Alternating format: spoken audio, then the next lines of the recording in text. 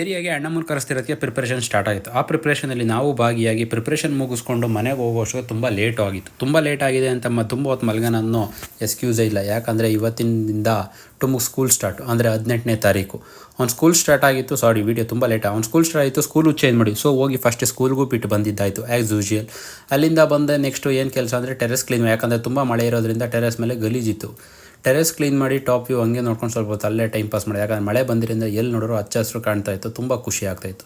ಎಷ್ಟೋ ಸರಿ ಅಂದ್ಕೊತೀವಿ ಮಳೆ ಬೇಡ ಅಂತ, ಆದರೆ ಈ ಥರ ಮಳೆ ಮಿಸ್ ಮಾಡ್ಕೊಂಡಿದ್ದಾರೆ, ಹಸಿರು ಮಿಸ್ ಮಾಡ್ಕೋಬೇಕಾಗುತ್ತೆ. ಸೊ ಕೆಲಸ ಎಲ್ಲ ಮುಗಿಸ್ಕೊಂಡೆ ಅಲ್ಲಿಂದ ಬಂದು ಫ್ರೆಶ್ ಅಪ್ ಆಗಿ ಅಣ್ಣಮ್ಮ ಕೂರಿಸಿರೋ ಹತ್ರ ಹೊಟ್ಟೆ, ಯಾಕಂದರೆ ತುಂಬ ಕೆಲಸ ಇತ್ತು ಅಂತ. ಅನ್ನದಾನ ಸ್ಟಾರ್ಟ್ ಮಾಡ್ಕೊಂಡಿದ್ವಿ. ಅನ್ನದಾನ ಮುಗಿಸ್ಕೊಂಡು ಅಣ್ಣಮ್ಮನ ಹತ್ರ ಆಶೀರ್ವಾದ ತೊಗೊಂಡು ಬಂದ್ವಿ. ಅಷ್ಟೊತ್ತಿಗೆ ನಮ್ಮ ಬ್ಯಾಂಡ್ ಟೀಮ್ ಕೂಡ ಬಂದಿತ್ತು.